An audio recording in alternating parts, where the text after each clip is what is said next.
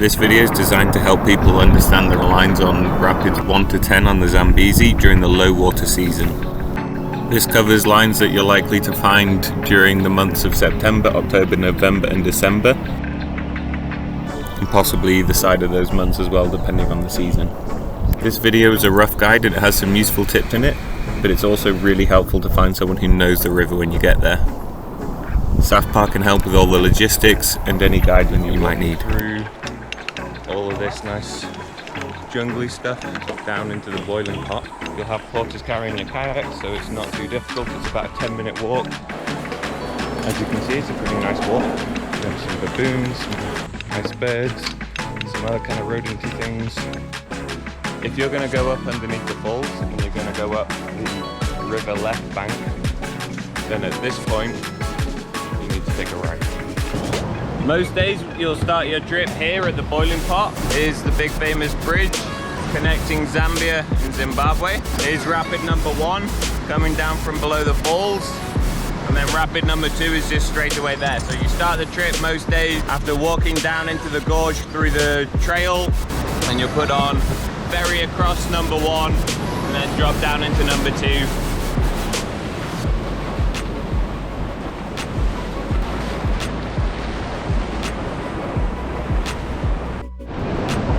Number 1, just below Victoria Falls.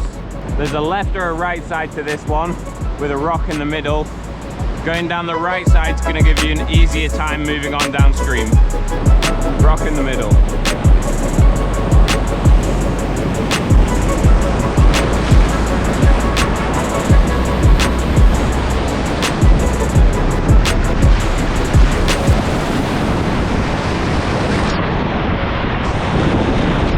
After number 1 and just under the bridge, rapid 2.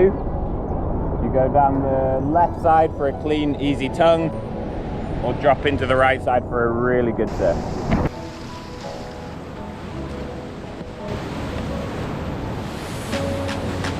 Number 3, big crashy wave on the left side, green tongue to the right of it. Just drop down right out of the wave, try and get back into the middle.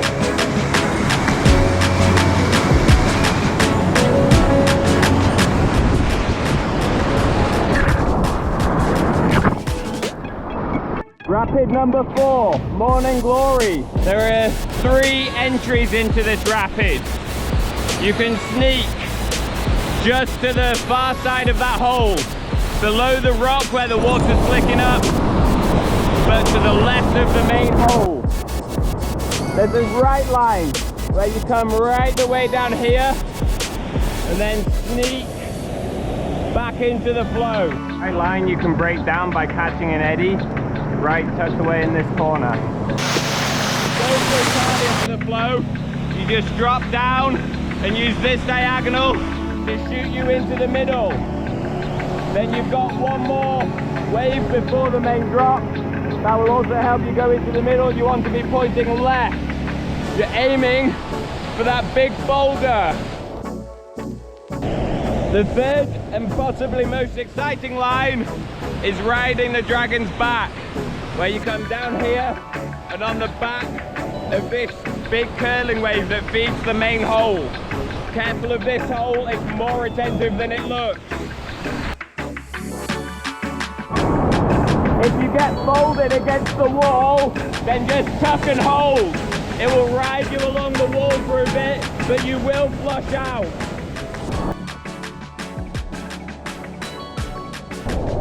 If you want to pause it, or scout number 4, then down this left side is a good spot.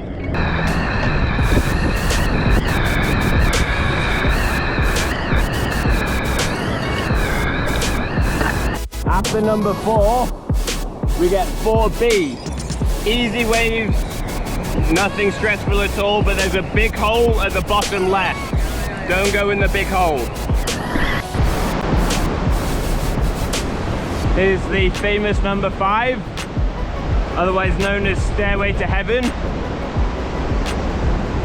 Well, you generally go kind of down the staircase, but never mind. You can see the famous booth line. You clip the corner of that hole, straight line, don't get pulled off to the right, fly, launch, It's better to fall off the left side than the right side, but whatever happens, you can just wait and roll and you'll flush out of whatever you're in.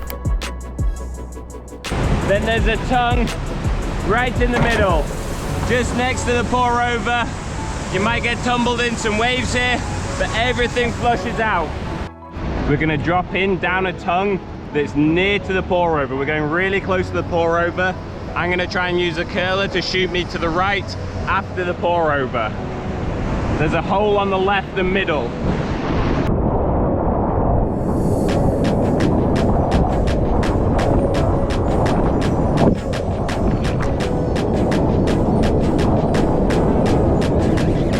Is one of the smaller named rapids called Devil's Toilet Bowl, which refers to the whirlpool just at the bottom. It is a small rapid. Follow down these small waves, and then you're pushing over to the right hand side and trying to take a sneaking line down the right. To line up this rapid nicely, you want to stick just on the right hand side of the main flow, and then as it bends towards the drop on the right, you'll be looking for a big boulder. You're aiming towards that and then dropping your nose down.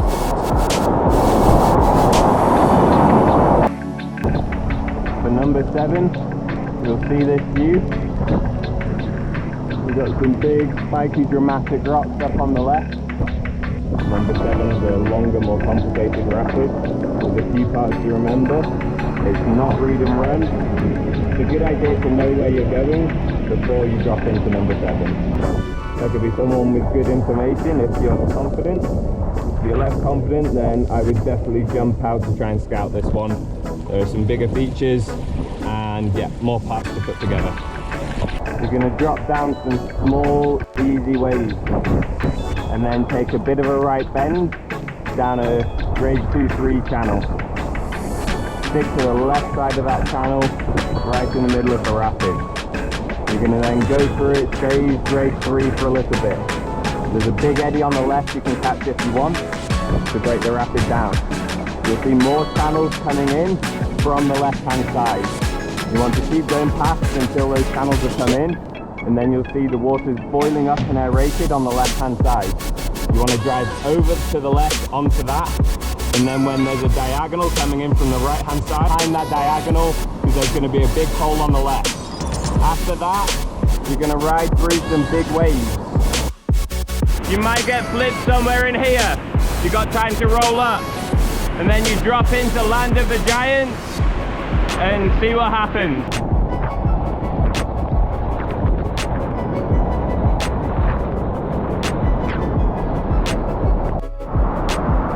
If you're portaging number 7, you want to stick around to this left hand side.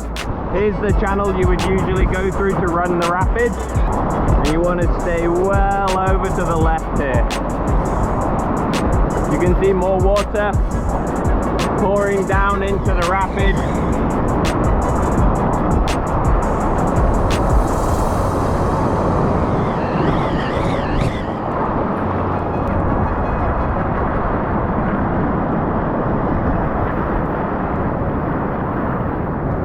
This is a very easy eddy to make for the portage. It's a grade 2 eddy, but if you miss this eddy, you're in some trouble.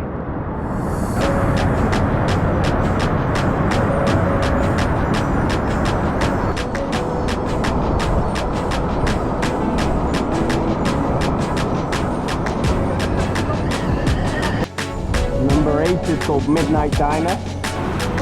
Number 8 has a few lines. The standard line is on the far right. You go right over to the right hand side of the river, you go through a few smaller waves, and then it's a nice channel, just some easy waves to ride through.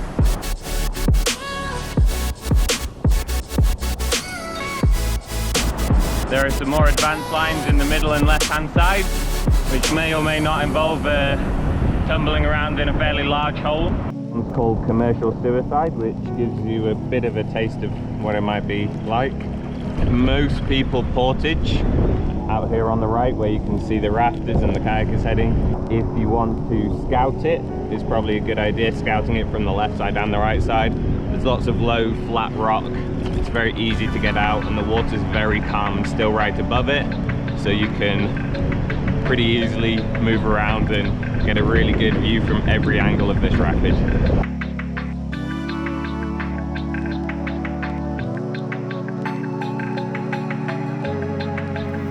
I've decided not to go into much detail about number 9. It's a big and complicated and consequential rapid. I haven't run this rapid myself, and I definitely think you should talk to someone who's run it before considering this one yourself. It is not as friendly as the rest of the river. Here's number 9, the big famous scary one. Yeah, it's pretty big and scary. If you're not running number 9, then you're portaging down this side. That's the right side, river right side, all the way down the right side. I'm putting on just there.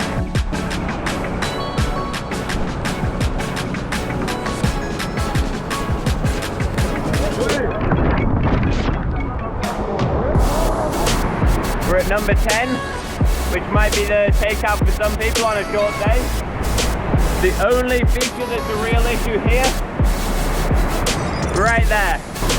The main line is coming down this left-hand side.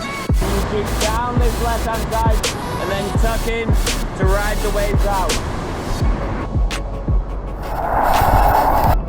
The Zambezi is a big friendly giant, but there are big rapids and it should be respected. If you've enjoyed this video and you'd like to see a video covering rapids 11 to 21, then please leave a comment below. If this video gets to 5,000 views by the time I go back, then I'll make that video. And I'll try and improve the audio for the next video too.